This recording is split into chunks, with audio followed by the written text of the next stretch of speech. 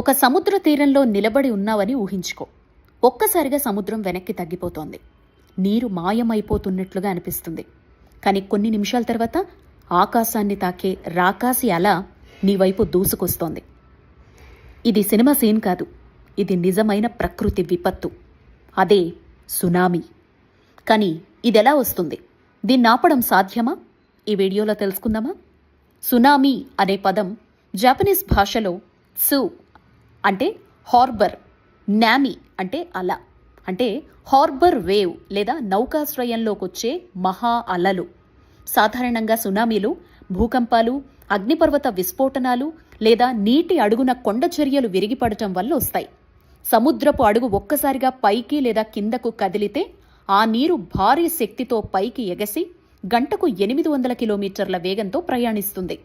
సముద్రపు లోతుల్లో ఒక భూకంపం సంభవించినప్పుడు భూఫలకాలు కదిలిపోతాయి. ఆ కదలికతో సముద్ర జలాలు ఒక్కసారిగా పైకి నెట్టబడతాయి.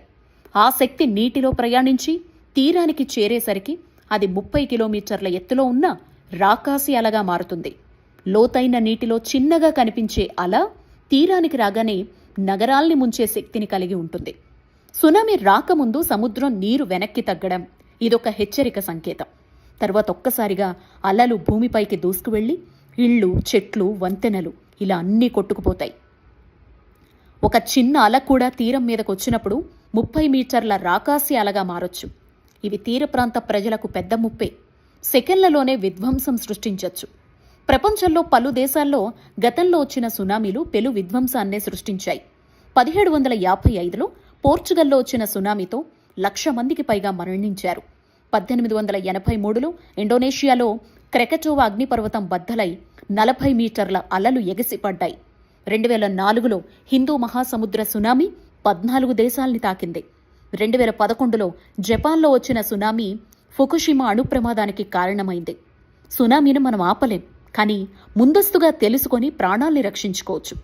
ప్రకృతికి వ్యతిరేకంగా కాదు, ప్రకృతితో కలిసి జీవించడం నేర్చుకోవాలి. ఈ వీడియో మీకు నచ్చిందా? అయితే తప్పకుండా లైక్ చేయండి, షేర్ చేయండి. ఇలాంటి మరిన్ని వీడియోల కోసం మన ఛానల్ని సబ్స్క్రైబ్ చేసుకోండి.